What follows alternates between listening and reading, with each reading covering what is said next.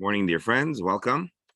We're here, daily Talmud Chabur, to study the entire Talmud, one page, one line at a time. Today, Wednesday, September 14th, Chai Elul.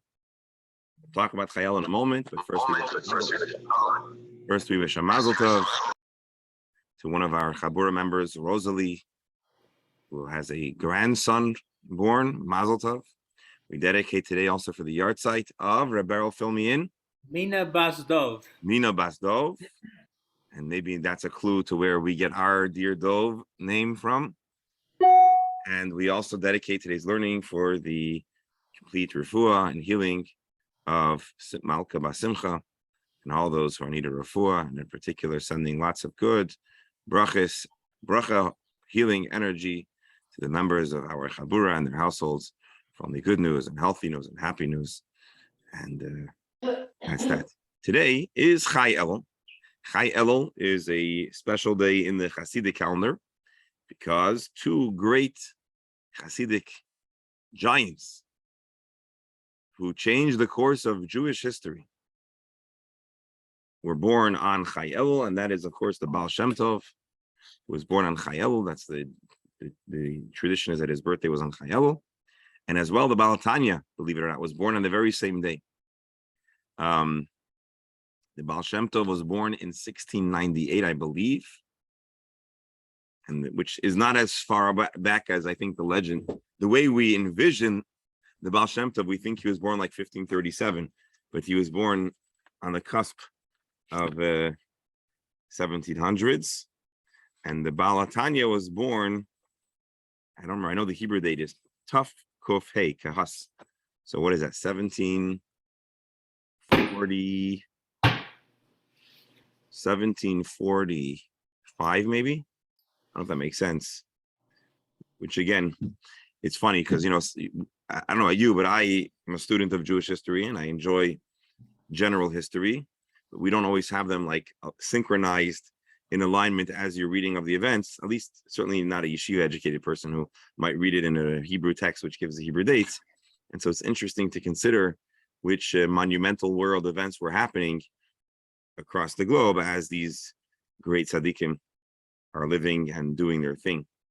And so the Baal Shem Tov had a number of highlights in his career, because the Baal Shem Tov, as we know, was a nistar, was not a publicized, renowned tzaddik in the beginning of his career. He was part of a class of tzaddikim who were intentionally discreet about their knowledge and involvement in Kabbalah and acts of piety.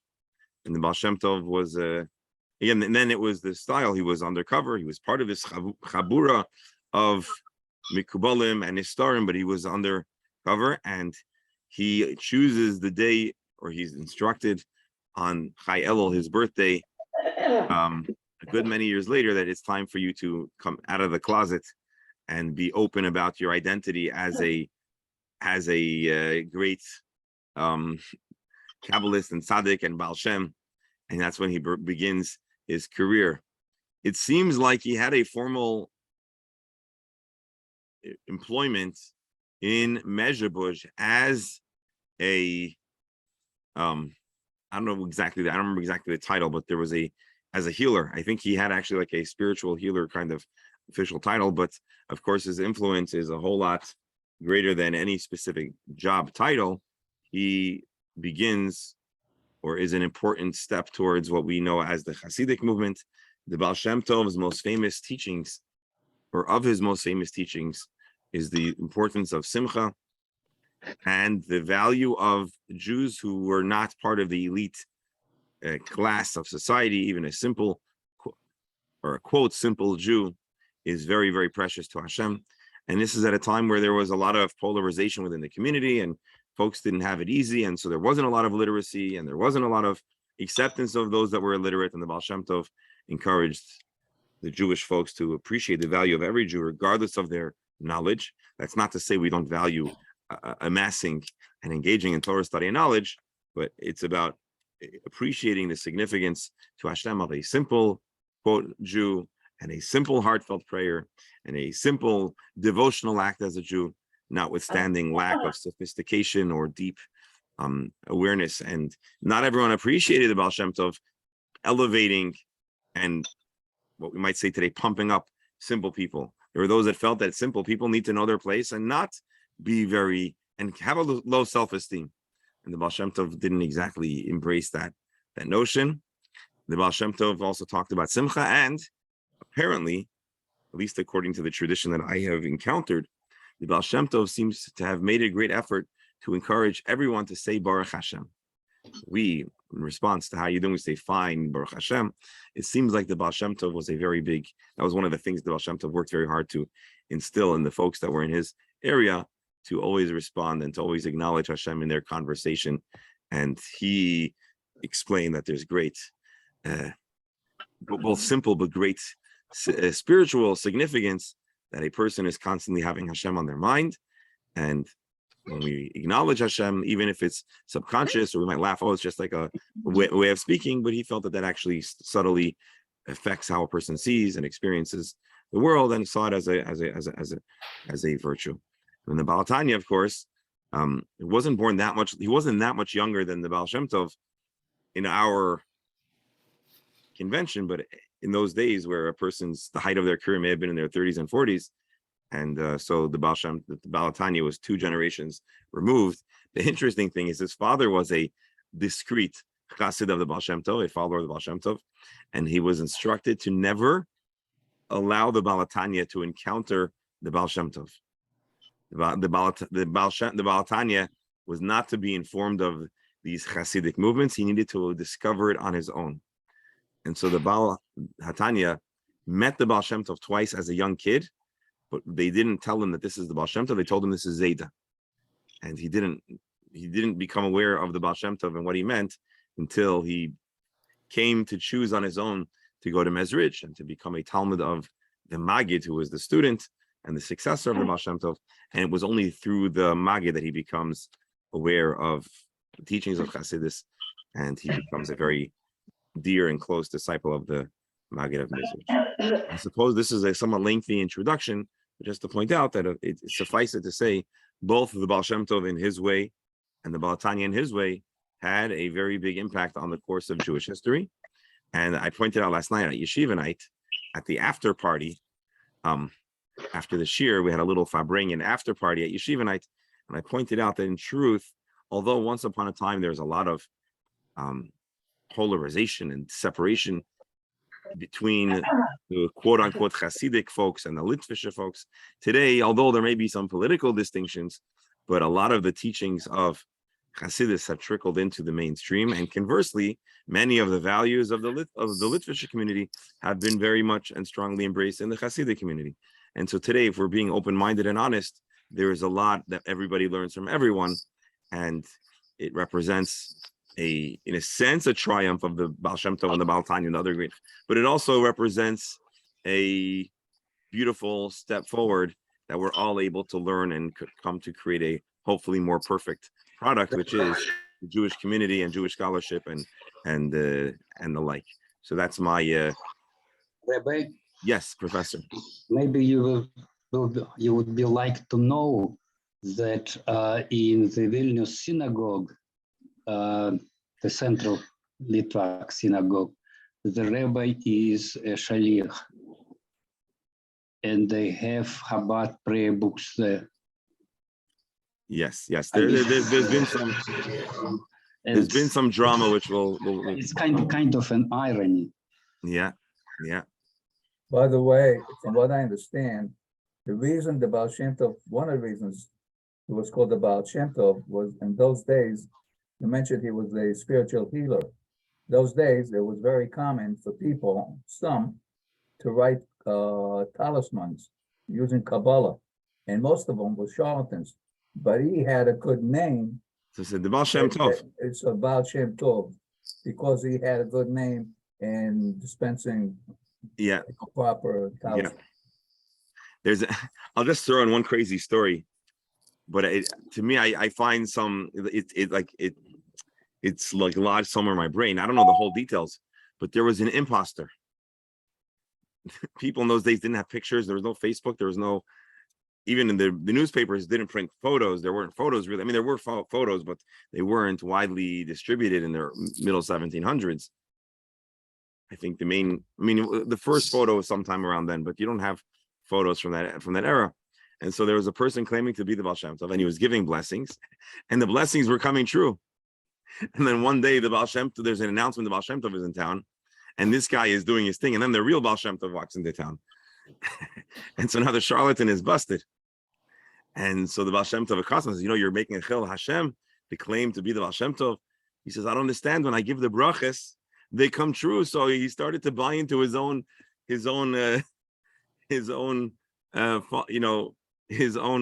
fiction.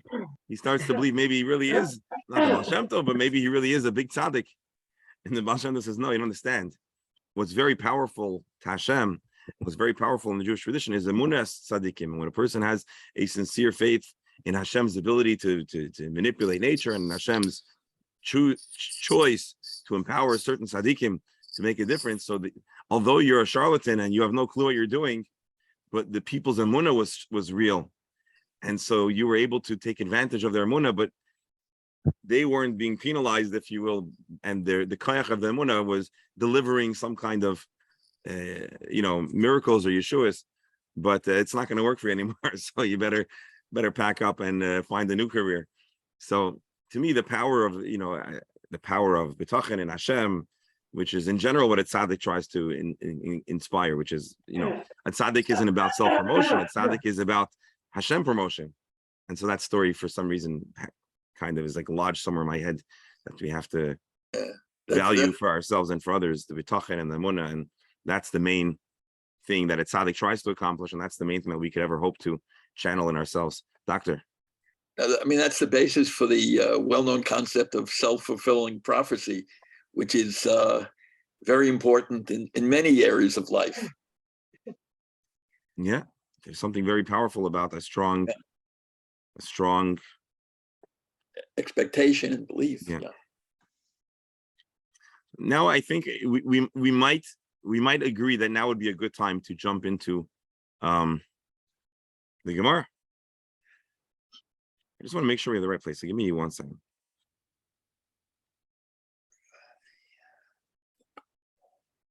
Are you suggesting, Rabbi, that the undercover Chabura should shortly come out of the closet?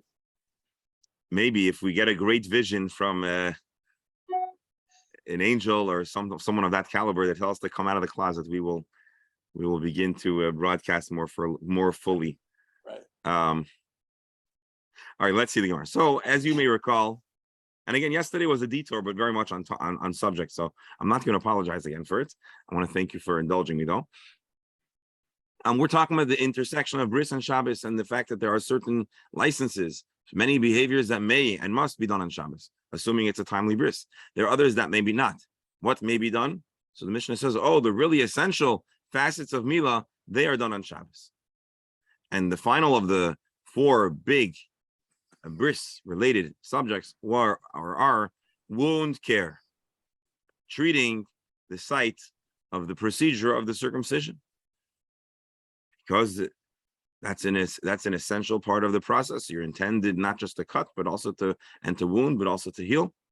And so the Mishnah says that you're allowed to place the ispelonis, the wound, the bandage. Today is going to be a little bit more of an agadic flavor kind of day, a discussion of, or on the lines of this Gemara. Amar Abaya, did I say? I said that. Yeah, well, we said the date. We said where we're up, right? We're in Kuf Lamed Beis, Amud Beis, and in a moment Kuf Lamed Gimel. That's 133b, soon 134a. Amar Abaya says, Amar Li Aim. As we know, Abaya had a adoptive mother or a nanny because he was an orphan. And so he was raised by someone who he described as Aim. Of course, here you see my nurse said to me, she wasn't exactly a biological mother, but very important. And maybe she also had some kind of medical background, which I suppose is what Rabbi Steinsaltz is asserting over here. And she had medical knowledge, and in a number of places in the Talmud, she is quoted. Amali Aim, my adoptive mother, the nurse said, Ispelanisa dechulu kibe You want to know what the master wound care bandage is? You know what the perfect, totally effective, always bandage is? Shav Money Tarba. Shav 7 Money Tarba. Portions manot of chelev, of fat. V'chad akira, and 1 part wax. I don't know if this was the bandage or this is what was on the inside of the bandage, but that's what it says. Rava disagrees. Rava Amar, Kira v'kalba. You want to know how the ideal bandage is made? Kira, which we said was wax, v'kalba, and sap. Rashi, who zefes shel eitz shemaitzim mimeno shaloi al yedei ha'ar v'hi levana. It's a white sap excretion that comes out of a tree. So we have 2 opinions about what the ideal bandage might look like. Rabbi, Yes. why would they care? The main thing is whether you put the bandage or you don't put the bandage. Well, no, we're preserving, recording, and conveying circumcision best practices, and we care both about the precision of the cut and the quality of the cutter and the caliber of his moral being, and we're also going to make sure that we teach the ideal. Is there halachic consequences of what kind of bandage? That's where I'm wondering. Yeah, you got to use the best bandage. And so in the time of the Gemara, we have recorded. This is you ask this every time the Gemara gives us a medical angle, but the answer is that the Gemara is concerned about not only preserving what we might call pure halachic knowledge, but the Gemara is interested in also preserving and recording best medical practices when it relates to the specifics of a mitzvah. So, And Rabbi, indeed, we might say, Rabbi, hold on, listen, we might say that you are halachically mandated to give the best wound care. okay, And so so Abai today, and Rava in their towns are giving the best practice for wound care. Go ahead, I'm sorry. so today, every moil would have a specific bandage with specific ingredients, or I each don't know, moil but I could think a decide? moil is instructed to do their very, very best, not just to cut nicely, but to also patch up and bandage up nicely. I don't know if so you're asking basically, and it's a good question. I'm not saying it's a bad question. It's just the same idea. Today, a moil, I don't believe, is going to have a bandage that has 7 parts of fat and 1 part of wax. But he is going to make sure to have the very best medical supplies, because part of the mitzvah is to care for the patient, for the baby, in the very best way. I believe that is pshat. Rebel, does that sound fair, or am I missing something? No, I guess that's the question we could ask. Is there a criteria today for the bandage that a moil should use? Yes, the very best. Dr. Hammer? Or a criteria or requirement in terms of a quote follow-up visit by the Moel. Is there you're asking, is the moel obligated to do a follow-up visit?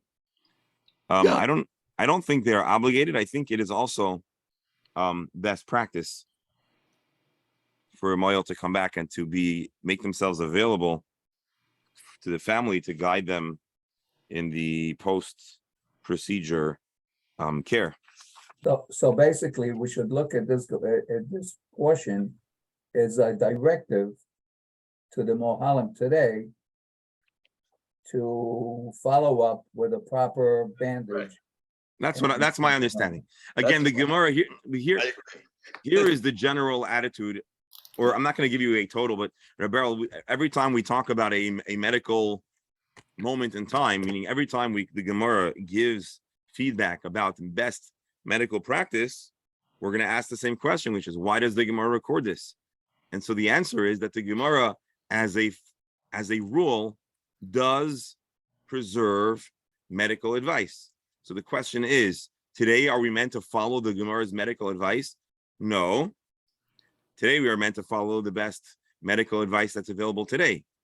So then, in the different commentaries, there's a discussion. So do we need to study the part of the Gemara that's giving medical advice that is no longer relevant? And the answer is we study those Gemaras, and there is a spiritual value. There's a value to the tradition and to the studying the fullness of the Talmud, but the Talmud does not necessarily. And there's different nuanced perspectives. So, Rabbi, Rivero, every maybe- time the Gemara is going to do that, we're going to have the same conversation, and we'll have more or less the same conclusion. No, but maybe we could look at this positively, and the message being that the mohel cannot choose the cutting and walk away. Yes, Part of the circumcision is also to make sure that the child recovers properly and as quickly as possible. Maybe. absolutely. Now, I don't know if the moil has to do it, but it must be done.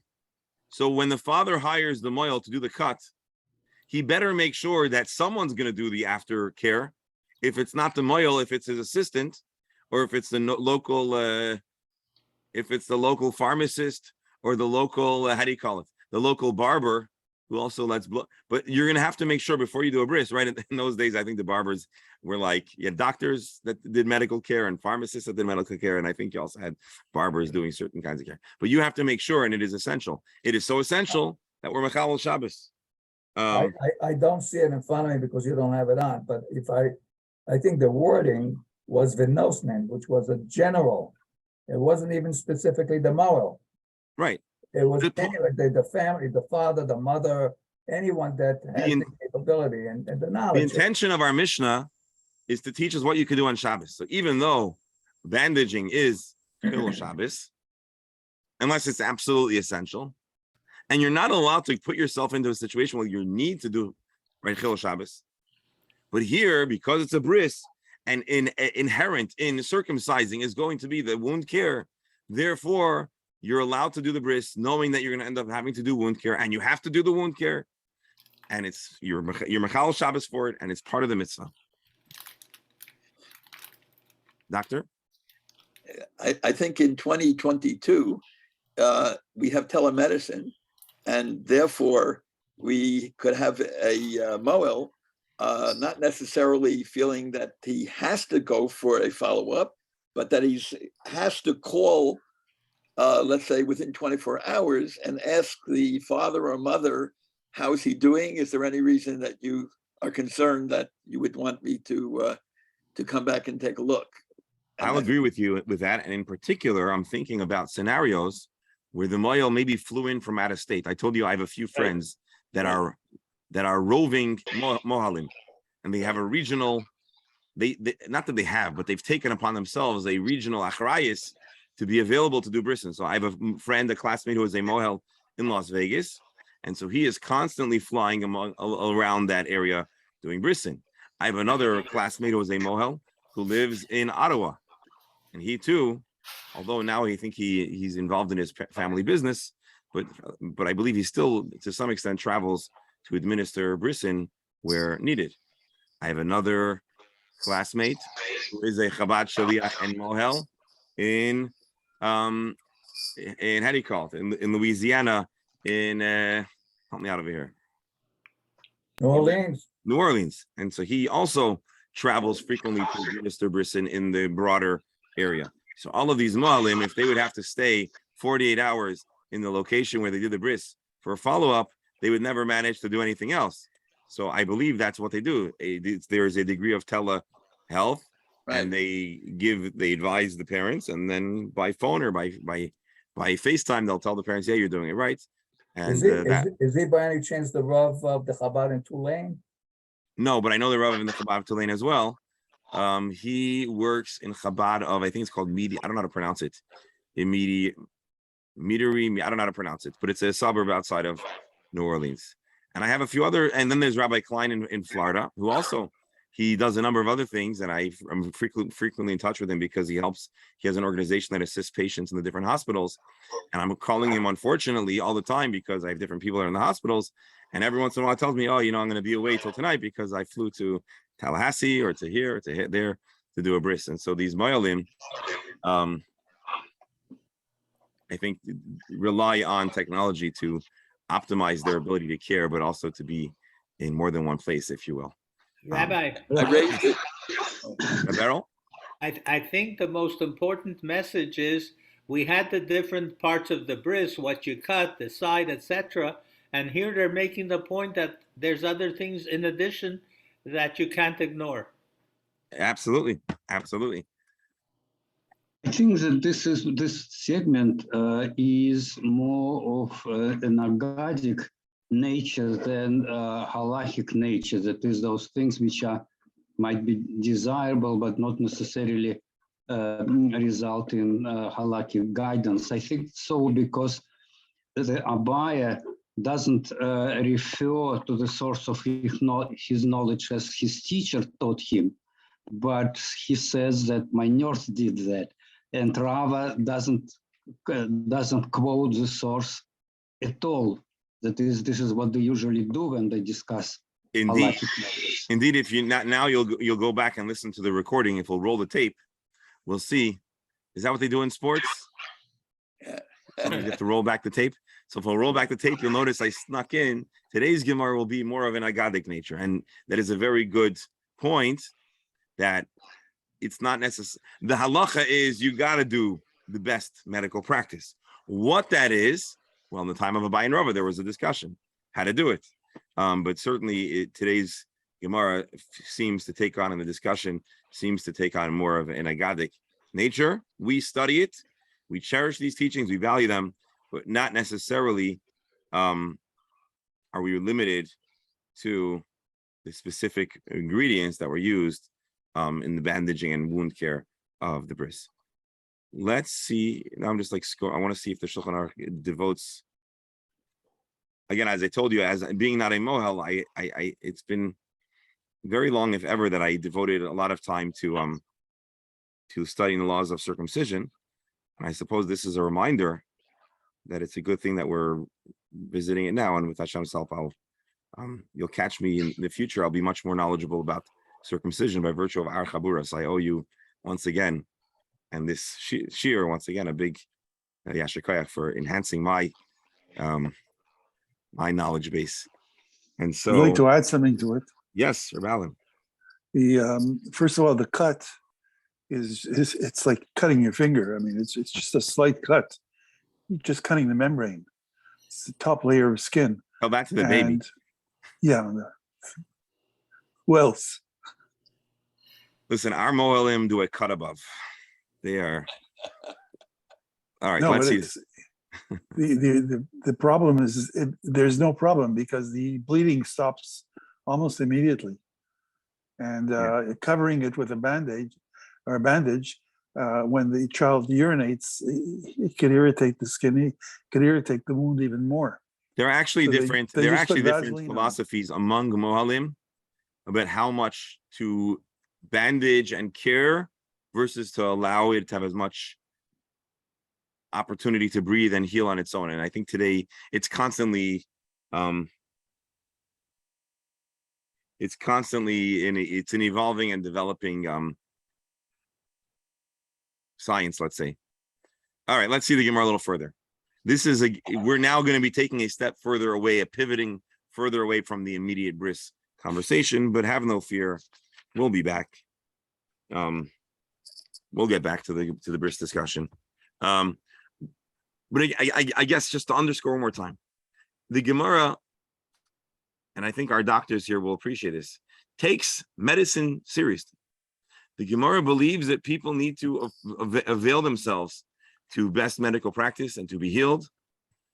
Admittedly, there is a fluidity in medicine based on research and available resources. And so let's see. Darsha Rabba b'mechuzah.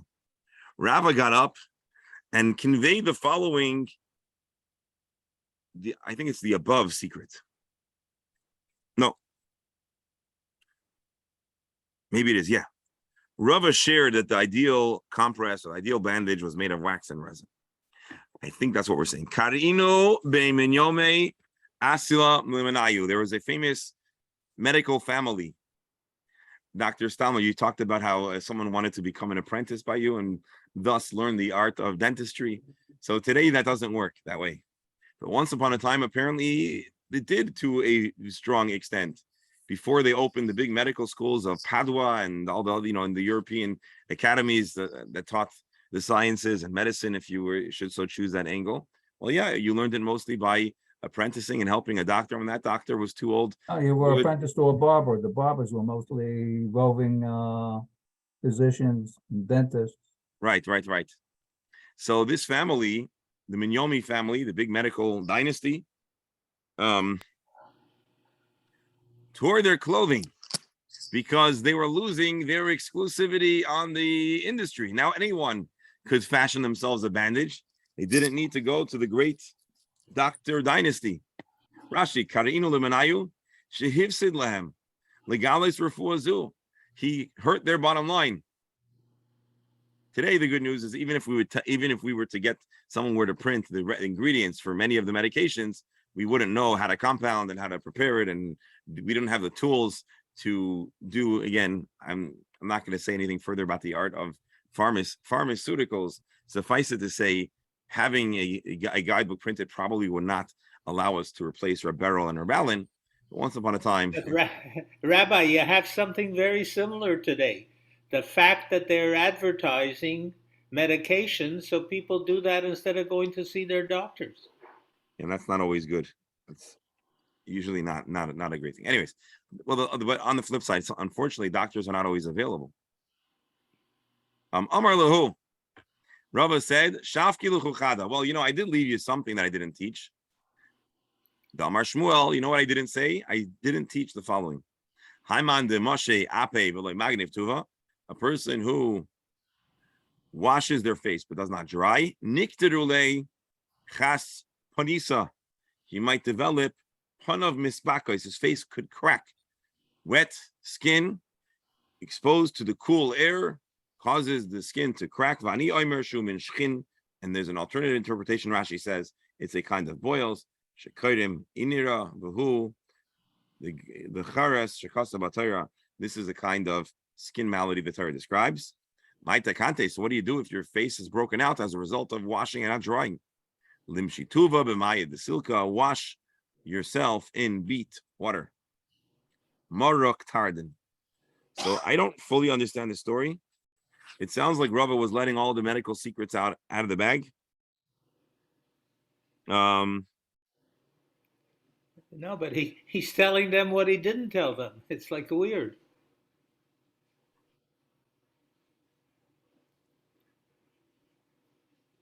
Hold on, bear with me a moment. No, where's the Ben Yoda? The Ben Yoda is here. So right now we have two medical treatments mentioned. We have the bandage, and then we have the wet face. The Ben Yoda asked, which the Ben Yoda is the Ben Ish Chai. Ben Ish Chai's yard site, I think, was last week or 2 weeks ago. Yesh lahakshois. You think a doctor spent his whole life training and apprenticing and learning from his ancestors, and all he has is 2 cures? Nearly we see out to the Shmaya, Ritzoyne, Loimor, Shavke, Chadam, and Ashtayim, Shayisa Yudea, Shieshli, Oida, Chasvalegidise. He was saying, I have held back on one of the things that I know about. Obviously, the doctors had more treatments. Inami nearly, Maybe this was a very lucrative facet of their medical practice. Everyone has this problem. One of the primary reasons. It's like, by the way, with kids, today you can buy a strep test online. And I can tell you this, it's bad for the pediatric industry. Pediatricians lose a lot of business because there's a high volume of times that the problem is strep, and to be able to do it at home is a big deal for parents because you don't have to schlep who knows how far and wait who knows how long and pay who knows what to get the strep test. You can just do it at home. So it's good for parents, but not good for pediatricians. Unfortunately, and the good news for pediatricians, there are many other problems that children have, and so they're ample. Today, actually, for example, the largest clinic or chain, which is Pediatric Associates down here, you sometimes have to wait multiple days to see a doctor, certainly to see your own doctor. So Baruch Hashem, there's no lack. It's quite akin to the balabus that she has a good recipe, she had a good dish, and your wife asks her for the recipe, but because she doesn't want to give away, she leaves out a couple of ingredients, so it never tastes the same as hers. Gracious.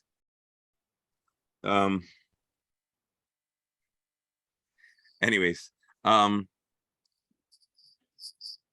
maybe he was hurting them by giving away their best, most lucrative treatment. The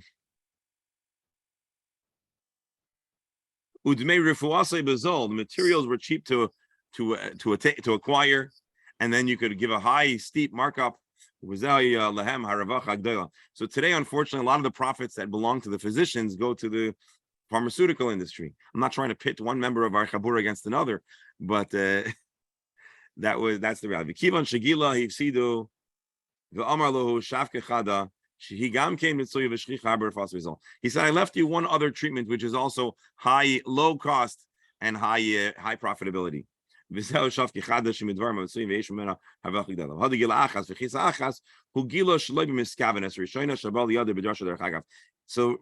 Yehuda points out, Rava was not trying to undercut the doctors.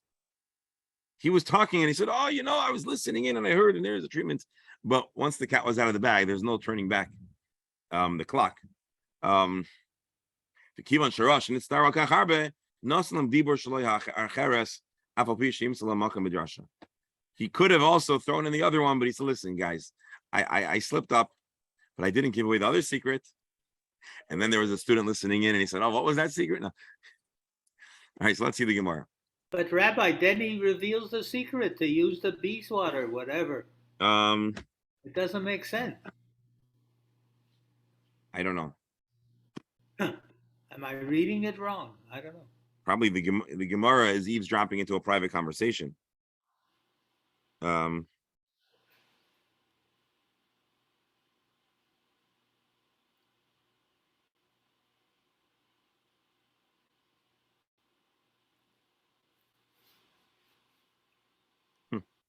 All right, let's see. The Mishnah continues. So, folks, Mazel Tov, at this point, we have managed to wade through the 4 stages of the bris: Mila, Priya, Mitzitza, and Ispolanis, or Ispolanis, however you say it.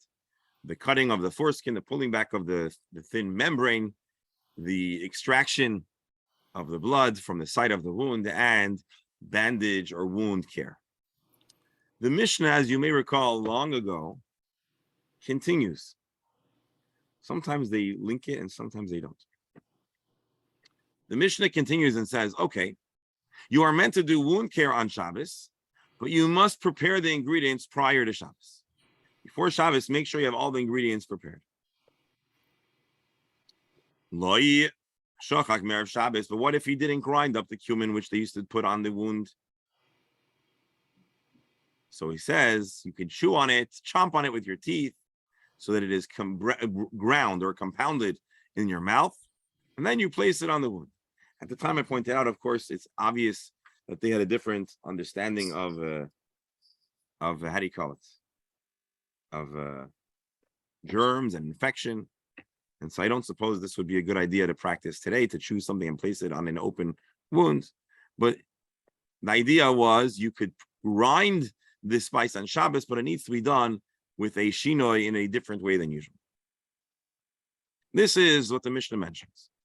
Again, if you want to read it, if he didn't grind the cumin from Shabbos Eve, he chews it with his teeth, places it on the place of the circumcision as a salve, and again, it was considered a remedy at the time.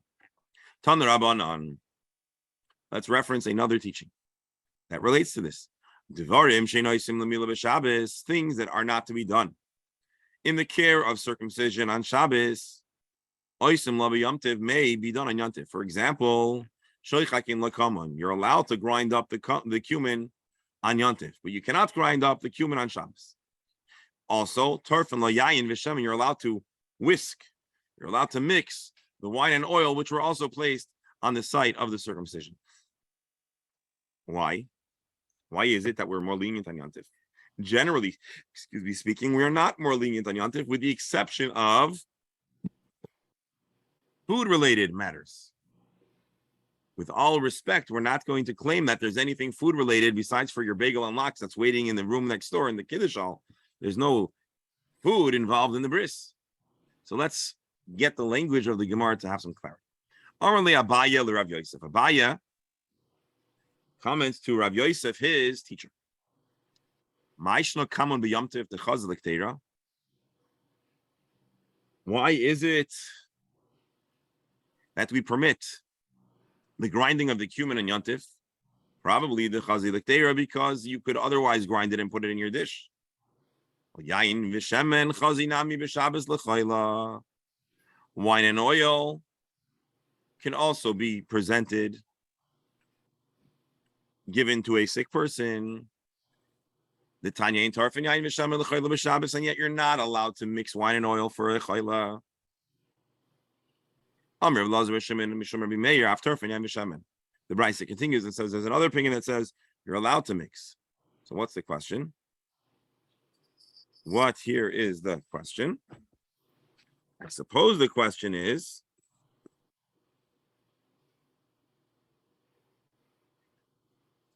we seem to give a waiver with absolute confidence for grinding up the cumin, but there's a machloikas when it pertains to the wine and oil. The Mishnah, or the Brisa rather, preserves a story now. So again, we're in the middle of reading the text, which is ultimately the subject of the question that Abaya asks Rabbi Yosef. Rabbi Shimon ben Elazar related, Rabbi Meir of once upon a time. Rabbi Meir, who apparently was the teacher of Rabbi Shimon, right? Because he's quoting Rabbi Meir from the generation prior. So his teacher, Rabbi Meir, once had a stomach ache, intestinal pains. And we wanted to make him a mixture of wine and oil to help heal him. And he did not allow us to mix it. What's wrong here is that he himself is one that says you can.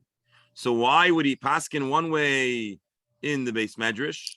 But if it was good enough for others, why was it not good enough for himself?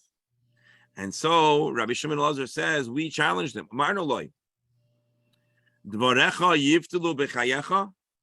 Would you like your position? Is it so that you're allowing your opinion to be discounted in your lifetime? I suppose the idea is after he passes, you cannot control your legacy. After 120, you can only put out your best influence and make your best effort when you're in this world. Once we're no longer there, we cannot enforce. We have no control over our legacy. But you're alive now. Why are you not supporting your own position? Amar Lanu, he responded, although we have a machloikes, and I am matir, I say to mix, and my colleagues say not to.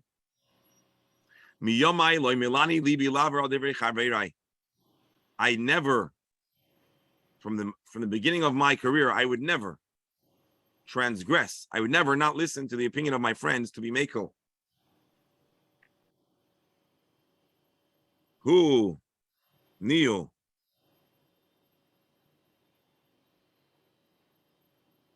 The machmir nafshei, avalakuli amar shari.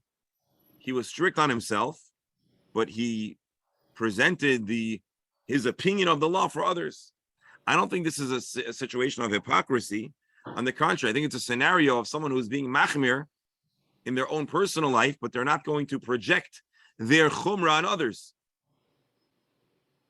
Chumrah is for oneself, but you don't want to impose your frumkeit on somebody else, make their life miserable if the halachic consensus is otherwise. Rabbi, could you just show the Rabbi Steinsaltz a little more? Thanks. Rashi says, Rabbi Meir. Rabbi Meir would always permit others to mix wine and oil. Vistam Mishnah Rabbi Meir. We almost always take the position of Rabbi Meir. So why in our Mishnah does it say you keep the wine and oil separate? We generally speaking follow Rabbi Meir. And although Rabbi Meir in his personal life is machmir, but for others, shur asadin, the halacha is you're allowed to mix. And so why here do we not allow mixing wine and oil? Especially we allow you to prepare cumin. What's going on? I don't think it's such a big deal because even if you don't mix the two together, you can put the two ingredients on separately. Doctor, I think you're being mechaven. If I understand the Gemara correctly, you're being mechaven to the answer of the Gemara, the answer of Yosef. So very good. So again, if you don't mind repeating that one more time. No, it's just that you don't have to necessarily mix it to get the effect of it. If you put them on separately, you're getting the same effect as if you mixed it. There's no medical contribution if they're mixed together, presumably. They each have healing properties. Usually you want to buy the healing remedy, you'll buy them together. But that doesn't mean they can't be applied separately. Dr. Hammer? Yeah, if you don't mind, I just want to go back to something from a few minutes ago, because I was thinking about when you said we had those 4 activities that we go through, and then we forget about bagels and lox. Okay. The question is, nowhere did we mention saying anything, making a bracha. Wasn't mentioned. Right. Can you do it? So my question is, can you do it without making a bracha, number one? And number two, naming the baby, does that have to be that day or following the when? So I'll tell you this. I appreciate your question, and it's really my fault that you're asking this. This is not the primary space in the Gemara that is informing us the laws of Mila. This Gemara is only interested in the areas of Mila that the part of Mila that's different because it's Shabbos, or the areas that need to be reinforced. So Rabbi Eliezer the Mila really is only coming to teach us that even though it's Shabbos, you can do this, this, and this. You can't do this, this, and that. And so this is not really giving us a fully comprehensive presentation on the totality of circumcision. I took a detour yesterday to one Gemara in Avodah Zarah to give us another angle of the conversation. So you're asking, is the Kriyas Hashem right intrinsically part of the circumcision, or is it possible that you could do the Kriyas Hashem in apart from the bris? I believe it could be done apart, but we don't do it apart because it is part of it's part of what has become bris. However, there's no Shabbos related concern pertaining to giving the name. The name, I mean, we give a name, even a girl can get their name on Shabbos, and so there's no question that that's not a problem of Chil Shabbos. The Chiddush here is the cutting and the peeling and the extraction of the blood and the bandaging, which are all not typically done on Shabbos, and those yet may be done on Shabbos because they are essential to the mitzvah and essential to the baby's well-being. I hope that answers the question partially, and it's a good question. The question about the naming, but it doesn't answer the question about saying the words of making brachos at the various parts. So you're asking, can a circumcision happen with just a cut? Yes. Without any words. So it's not really a Shabbos question, it's a bris question. Right. How essential are the brachos and the tefillos to the bris? I suspect that if you want to dissect it halachically, a bris could be kosher without those prayers, but it would be severely lacking because mitzvahs need to have a bracha. There's a special part of the mitzvah is the bracha of the mitzvah. Part of the mitzvah, part of the experience, and part of the kedusha is the prayers that clue us into the significance. So it is certainly an important part of the bris. But I don't think halachically, let's say the only moyel is mute, or let's say, God forbid, it's a time of a sakana, and it would be dangerous, and so you just bring a moyel and no one else is allowed in the room, and the moyel, even he doesn't dare speak. Would that be a kosher bris? I believe so. Would it be an ideal? I'm sorry? Or you have a pediatric urologist, or in our case in Teaneck, a radiologist, who decides that the parents told that they really want a bris, and he quietly goes through the stages and does a kosher bris. I'm not saying I don't know the answer. I don't even know the answer to what I said previously. I said, I guess, I imagine that but that's another question we should really ask the Mohel. Because what would, in other words, doctor, your question really is like this. If a bris could be done entirely silently, and all that matters is a degree of kavanah and intention, so then why can't a pediatric urologist who is values Torah mitzvot, who also is a mohel, let him have in mind every time he operates and does a circumcision on a Jewish baby, let him have in mind that he's going to also be l'shem bris, and therefore give them this necessary kedusha. But I think the obligation is on the father. So the father has to be aware and respond to the bracha. That's what I'm asking. Does anybody? You could have the permission. The father could tell the Dr. Moel, by the way, I want you to do a circumcision, okay? And in the hospital, and and not really be there for the bris, but the kavan. In other words, the person who's doing it knows that he has the permission to do it. Right. I mean, I'll tell you the answer again. This is coming from my ignorance. It's possible that in the hospital they don't do priya. They don't pull back the again. I don't know, but it's possible they don't do that, or it's possible, or if you're a Hasidic Jew, you say, oh, but in the hospital they're not going to do mitzitza, so maybe it's lacking. But the reality is that it's a good question, and Bli Neder, when we get our moil on, we will ask him this question too. Okay. Getting back to the yes, Alan. cumin. Getting back to the cumin. I think the worst thing in the world is for a man to chew it or grind it in his teeth. In those days, they didn't have any proper dental cleanings and everything else. And what if this guy happens to have an abscess in his mouth? The kid could lose his private parts. So indeed, we introduce dangerous. By saying that this does not reflect today's best medical practices, and so No. oil would probably not want to put a chewed up anything onto the site of the wound. I think that's a fair assertion. But at the time of the Gemara, where they did not know about infection and that kind of thing, so apparently this was something that could be done, and not only in the context of brisson, but it seems like medical doctors also. I mean, look, we know about more recent times about the issue of hand washing. Until hand washing became a thing, doctors who dedicated their life to saving lives ended up inadvertently conveying infection. We can't avoid what we don't know. But today that we know, we shouldn't do it. I know, you're going to come back to Mitzitza. I'm going to defer to any facet of further comment on Mitzitza to our experts who can really weigh in on the good, the fullness of the subject. Look, even in these days, you can get an infection in an operating room. Indeed. I mean, my wife went in for a back surgery, and through that incision, she got meningitis. Wow.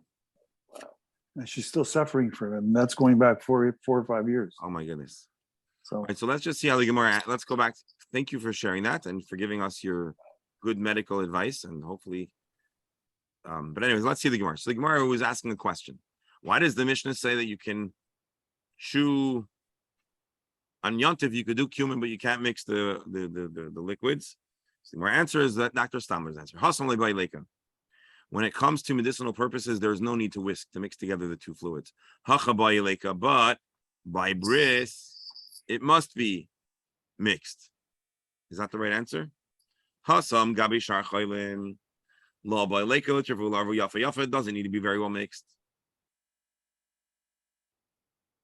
Sigmar says, Hacham nami navid v'loy leilach. In a bris, you can also apply them separately. It doesn't need to be put all together. And therefore, you don't mix it. And that's the opinion of Rabbi Meir. No.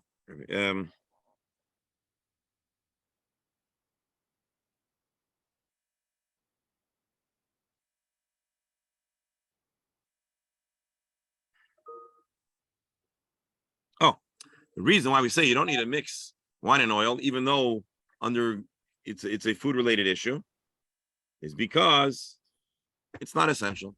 If it would be essential, we'd allow it, but it's not. Nope. All